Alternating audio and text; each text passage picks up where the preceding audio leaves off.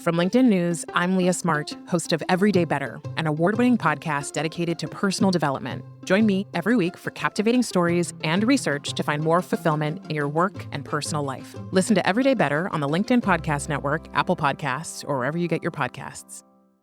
Did you know that small and medium businesses make up 98% of the global economy, but most B2B marketers still treat them as a one-size-fits-all? LinkedIn's Meet the SMB report reveals why that's a missed opportunity and how you can reach these fast-moving decision makers effectively. Learn more at linkedin.com/meet-the-SMB. Hello, my friend, and welcome to another exciting episode of Negotiate Anything. Thanks for joining us today. With over 10 million downloads and listeners from more than 180 different countries, it's dedicated listeners just like you who have made Negotiate Anything the #1 negotiation podcast in the world. I'm your host, Kwame Christian. I'm a business lawyer, mediator, author, and the proud CEO of the American Negotiation Institute. Now, before we get into today's insightful conversation, I have a golden opportunity for those of you who recognize the power of negotiation in your professional lives. Have you ever found yourself wishing that you could navigate those high-stakes conversations with more confidence? Or perhaps you're looking to empower your team with the art of persuasion and conflict resolution. At the American Negotiation Institute, we've crafted specialized keynotes and workshops tailored for those very needs. We've transformed the negotiation skills of professionals worldwide, and we're eager to do the same for you. We believe the best things in life are on the other side of difficult conversations, and our goal is to help you improve your lives and the lives of those around you, one difficult conversation at a time. Don't let another challenging conversation leave you second guessing. Click the link in the description to discover how we can help you find confidence in conflict, negotiate better deals, and have stronger relationships. Because in the world of business, every conversation counts. And now, without further ado, let's jump into the interview. Matt, thanks for joining us today. Thanks. I am super excited to be here with you. Yes, and we are excited to have you, my friend. So how about you get us started by telling us a little bit about yourself and what you do? Yeah, I am somebody who is passionate about communication. I'm a lecturer at Stanford's Graduate School of Business, where I've been for over 13 years. I teach strategic communication. I host a podcast called Think Fast, Talk Smart. It's all about communication skills. And I have a new book coming out called Think Faster, Talk Smarter. And it's about how to speak better in spontaneous situations, like answering questions like we're about to do, giving feedback, making small talk, all of that. So I'm very excited to share all of that with you. I love this. And listeners, you're going to get a masterclass here because now we're going to actually see, can he answer questions? I'll give him the tough ones. Okay, I promise. Challenge accepted. Challenge accepted. This is great. And hey, listeners, we are making sure that this goes live on September 26th, was also my birthday. So as my birthday gift that I want you to give me is I want you to support Matt and his book. So check out the book, check out the podcast. We're going to put links to both in the description. So let's make sure we get Matt some love for that. Perfect. And now let's jump into it. Let's start off with a really broad question to kind of set the stage. When it comes to this really narrow focus of communication, what is it that drew you to focusing on this narrow element? So communication is critical to success in our personal lives and our professional lives. And I saw this play out all throughout my life. I saw my friends, I saw colleagues at work who were successful being able to communicate effectively and adjust and adapt their communication. Similarly, I saw people who were not as effective in their communication suffer from that. And they might have had the best, most brilliant ideas, but weren't able to express it. And as I've begun my teaching and my consulting, I've been fortunate enough to meet with many people who have just amazing insights and ideas to share, but for some reason or another, either a past experience, a little bit more anxiety than most of us feel, they've really struggled to do that. And through the work I've done with them, it's been amazing to see these people open up, feel more confident, and share what's really important to them. I love it. Yeah, I agree 100%. And I feel like effective communication in many ways is becoming a bit of a lost art. So it's really important for us to continually hone our skills as much as possible. Because even though we might be talking every single day, that does not mean we are expert level communicators. There's still a lot more that we can do. I'm not at an expert level yet, and I've been doing this a long time. So I agree. We have to focus on it, and we have to have the courage to actually try. It takes a certain amount of courage to say, this is something I want to work on. And many of us find speaking in high stakes situations very nerve-wracking. So having the courage, the tenacity to work on it is critical, but the rewards are plentiful. 100%. And let's zone in now a little bit on this very interesting element of communication, the responding to the questions that people are asking and the things that they're saying. What is it that makes this so challenging? Well, for many of us, we feel out of control, right? We don't know what's coming at us. We often attribute negative intent behind people asking us questions. Imagine you give a pitch or a presentation at work and people start asking questions. So a lot of what gets in the way is the way we're framing the situation. We see it as a threat, as a challenge, something we have to defend against. I personally think that one of the single best things we can do to open ourselves up to any spontaneous communication, not just Q&A, is to reframe them as an opportunity to extend and expand, to connect. And nowhere is this more important than in Q&A, where we can really feel intimidated by those asking us questions. It's so interesting how it always comes down to mindset first. Absolutely. No, mindset matters. So in the new book I've written, the whole first half of the book is a methodology that I've been teaching and working on for almost a decade now. And the first 4 steps of the 6-step methodology are all around mindset. The second 2 have to do with the actual messaging itself. Mindset is so critical to many of the aspects of our lives. It's fascinating because, again, I think a lot of times people focus so much on the skill set and what they should do and how they should say it, the strategies and tactics and things like that. But it's almost like they're approaching it in the opposite direction, in the inverse, right? And can you kind of paint the picture of what happens if we just focus exclusively on the skills, but not addressing the mindset first? Yeah. So first and foremost, if all you do is focus on your content and the way you're saying it, it'll give you a leg up for sure. But I think it gets in the way of the adaptability, and especially in what I call these spontaneous in the moment opportunities to communicate. You don't have the agility that you need to adjust and adapt. You might have a great way of doing it, but you need to adjust. It's like an athlete who's really good at one thing. And that's great if that one thing becomes that opportunity for you. But you have to, in the game, be able to adjust and adapt to what's happening in front of you. And if you don't have that flexibility in your mindset, it's going to be much harder to be successful repeatedly. Absolutely. And I think this is where a lot of people struggle because they say, all right, I want to get the skills. I want to know what to say. I want to know how to say it and those type of things. But then we talk about the spontaneity, the necessity of adaptation in the moment, the fluidity that's required. And people say, how do I even practice that? Isn't that one of those things that either I have it or I don't? And so for people who have that concern, what do you say to them? Yeah, great question. So a lot of us carry around this notion that we just aren't gifted in that way. We don't have the gift of gab, if you will.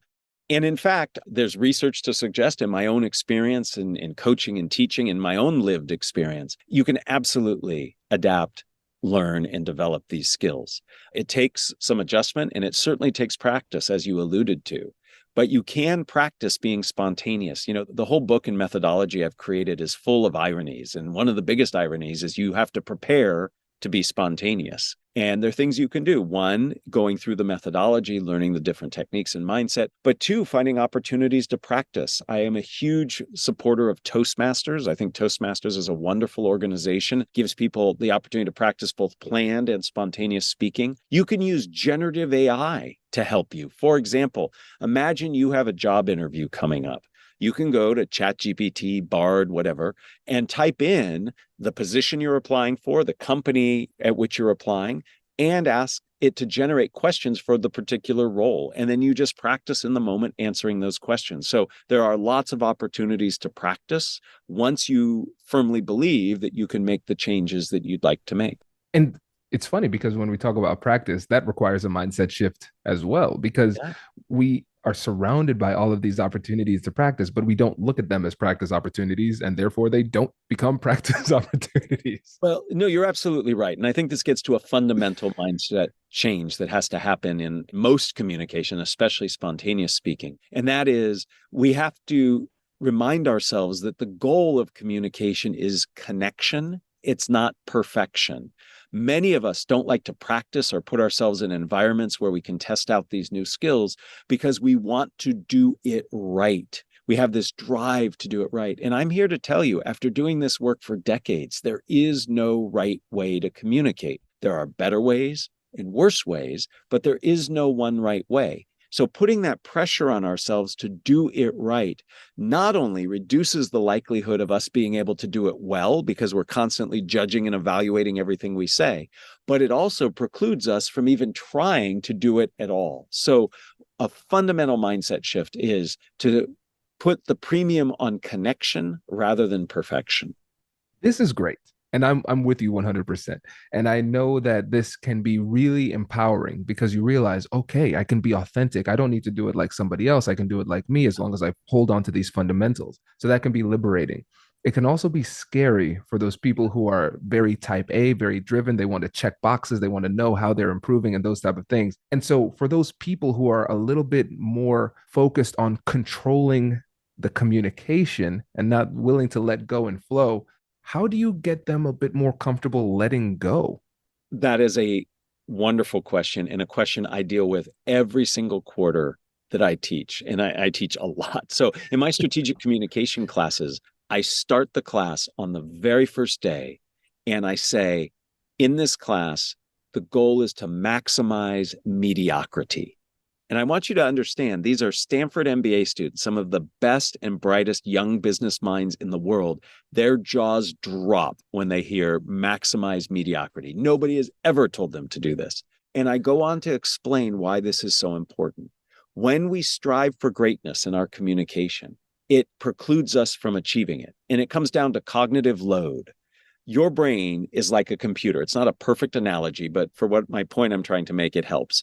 Think about when you're running multiple applications, you have multiple tabs open, your CPU, your central processing unit, is processing each of those apps, each of those tabs a little less efficiently. That's because it doesn't have the bandwidth. When I am constantly judging and evaluating and reevaluating everything I'm saying or about to say, I too communicating with less bandwidth than I could. So when I turn that dial down a little bit, that is, reduce the pressure on myself, reduce the evaluation, I actually then can do better. So at the end of my first class, I come back to my admonition and I say, strive for mediocrity, maximize mediocrity so you can achieve greatness. And by the end of that class, the students understand. So the first part is, I think, understanding that at a neurocognitive level, the pressure we put on ourselves works against us. And that can really be liberating for people. The second thing I suggest is we have to reframe this whole notion of doing it wrong or making mistakes. You know, many of us, we don't want to make a mistake. And in fact, mistakes are the building blocks for learning. So one of the ways I encourage my students and the people I coach is to reframe mistakes as missed takes. If you know anything about television or movie production, they will do several takes to get the right shot. So they'll ask the actor or actors to do the same scene multiple times. Each time is not a mistake. It's not wrong. They're just looking for a perhaps different, more creative way to communicate or demonstrate the emotion in the moment. If we see our communication when it go the way we like, and we see it as a missed take, that takes a lot of pressure off of us. It doesn't mean it was wrong or bad. It just was different. Let's try it again in a different way. So reframing mistakes as missed takes also takes that pressure off of ourselves and makes those of us who are type A and driven more accepting of taking the challenge to speak in the moment. Hello, my friends. Before we get back to today's episode, I want to ask you a question. Have you ever wondered how to elevate your team's negotiation game and how you can help the folks on your team have better, difficult conversations?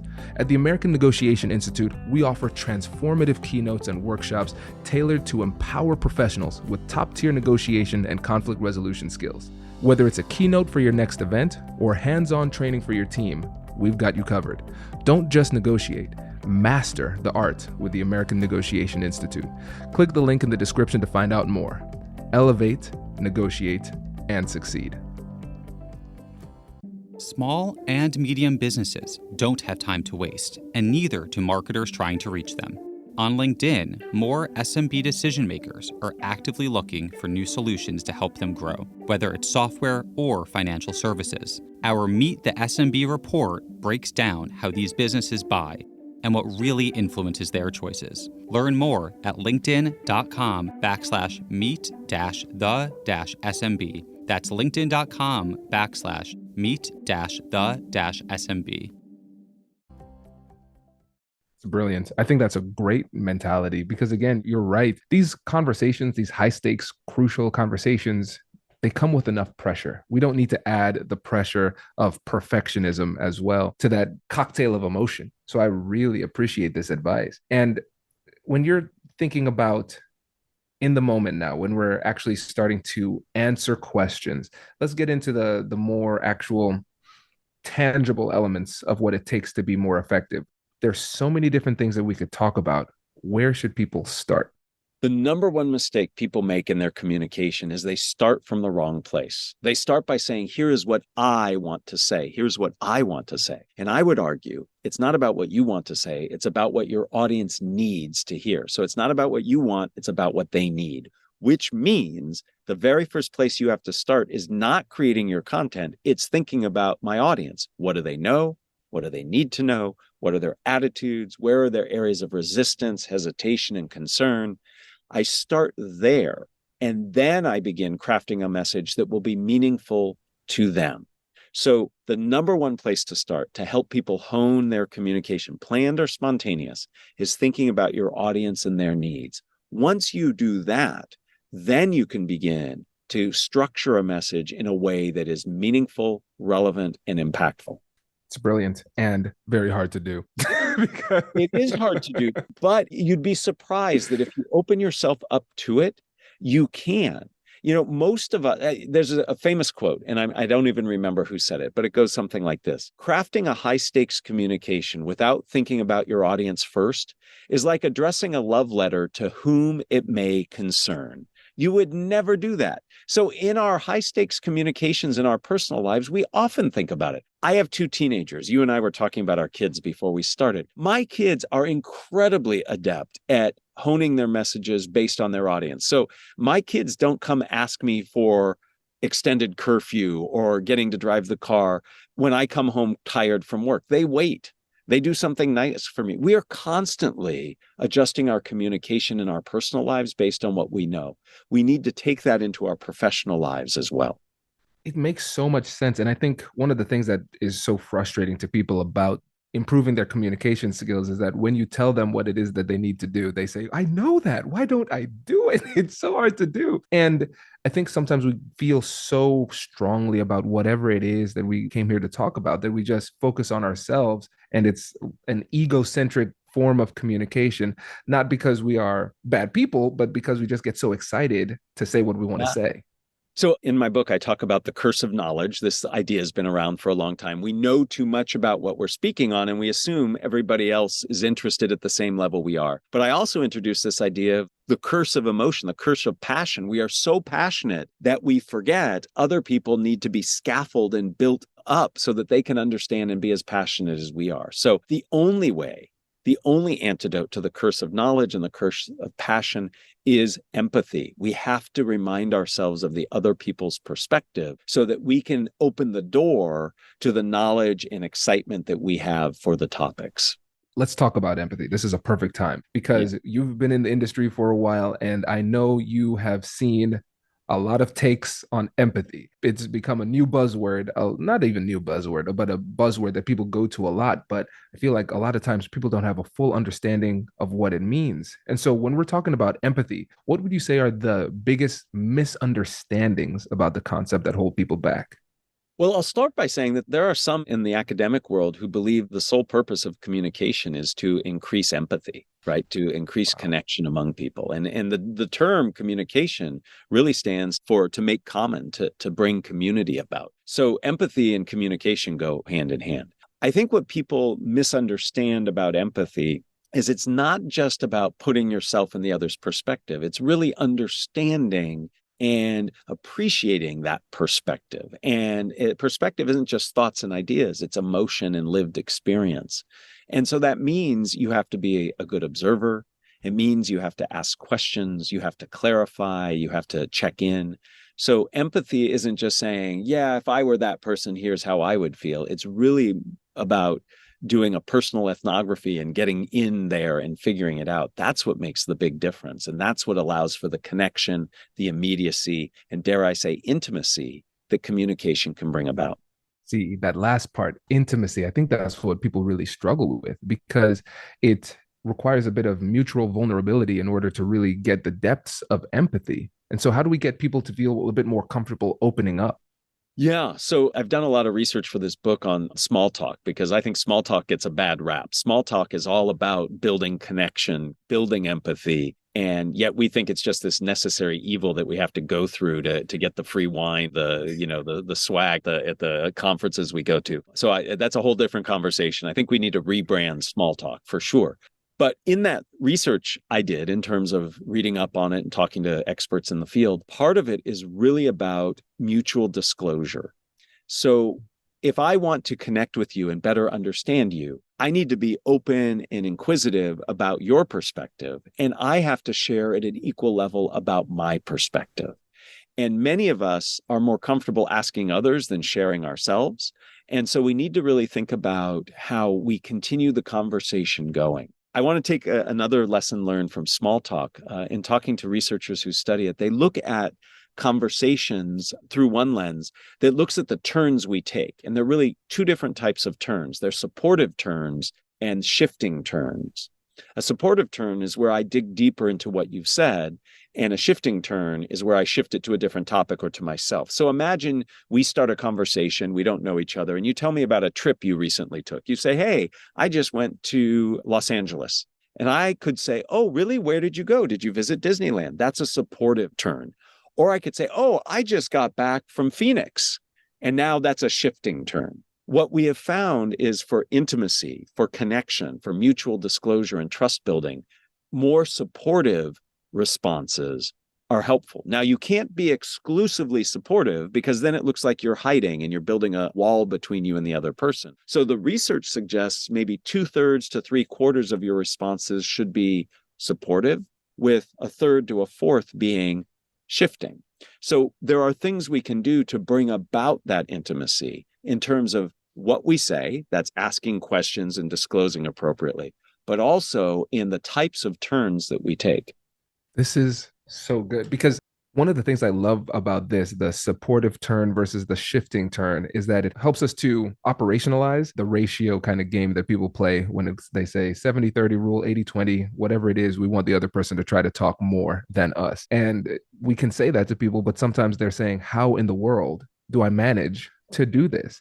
And this is a really simple but powerful and effective way to keep the spotlight on them in a way that triggers empathy and makes them feel more appreciated and validated, while at the same time allows you to become a better listener too. Absolutely. And let me share one other technique that I think is absolutely essential to accomplish the goals you just mentioned, and that is paraphrasing. Paraphrasing to me is one of the top essential communication tools we should develop. And it's not a speaking thing, it is a listening thing. So when you are speaking, I am listening for what's the bottom line, what's the essence of what you're saying. And it doesn't even matter if I get it right or not, because the next step is for me to paraphrase what you just said. To me, paraphrasing is not parroting back word for word like a 5-year-old does. Instead, it's pulling out the key essence of what the person said, sharing it. So you do two types of validation. One type of validation is of the person. I heard you. It doesn't mean you agree. It just means I heard you. The second type of validation is for making sure that fidelity is high. So when I paraphrase, you have an opportunity to say, yes, exactly. Or you can say, no, not exactly. Here's what I meant. It's a way of building connection, building trust, buying time for you to think some more.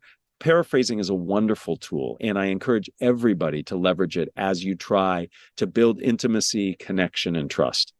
This is great. And this is definitely something that, especially in negotiations and difficult conversations, we need to do. And especially in these scenarios where we might not agree with the other person. How do we do that in those types of scenarios without making it seem as though we are encouraging bad behavior or endorsing things that we don't agree with?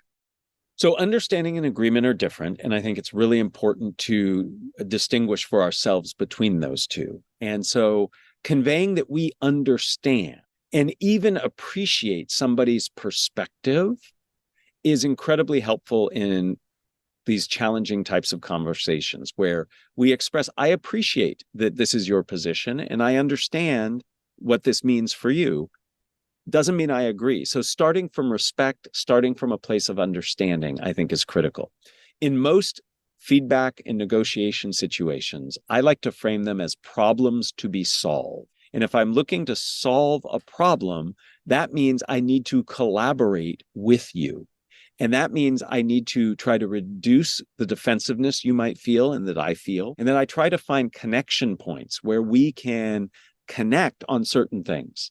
So let me give you two disparate ideas that popped in my head based on your question. One is I have learned and leveraged a lot from the world of improvisation. I think improv has a lot to teach us in terms of how to be better communicators in the moment and better communicators in general. Foundational principle of improv is this notion of yes and. And you might be saying, Matt, I'm talking about negotiation. If you always say yes and, that's not a negotiation. What yes and says, though, is you look for opportunities of connection. So if we're negotiating, if we have a confrontation or a challenge, I look for areas where we actually have some connection. We might disagree on the operationalization of something, but we at least agree on that this is a problem, for example. So one thing we need to do is look for those yes and moments that we have. The other issue when it comes to negotiation, beyond framing it as a problem to be solved, is we need to make sure that we keep in mind how we say things is as important as what we say. So pausing a little, monitoring our vocal intensity, allowing for the other person to speak and for us to affirm that they have spoken by saying uh-huh or yes, those also play into these as well. So it's not just about what you say, it's about how you approach it, what you look for, yes and, but also your presence and demeanor as you are negotiating or dealing with conflict. Matt, I know exactly what every single listener is saying.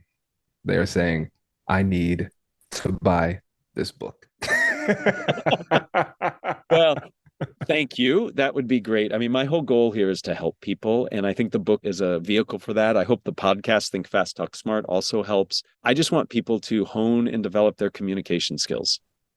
And you are doing a great job with that, my friend. I really appreciate you joining us and can't wait to have you back on again. Thank you for the opportunity, Kwame. It was great to chat with you. And I just want to compliment you on your questioning and the language that you use. I find it really refreshing and delightful.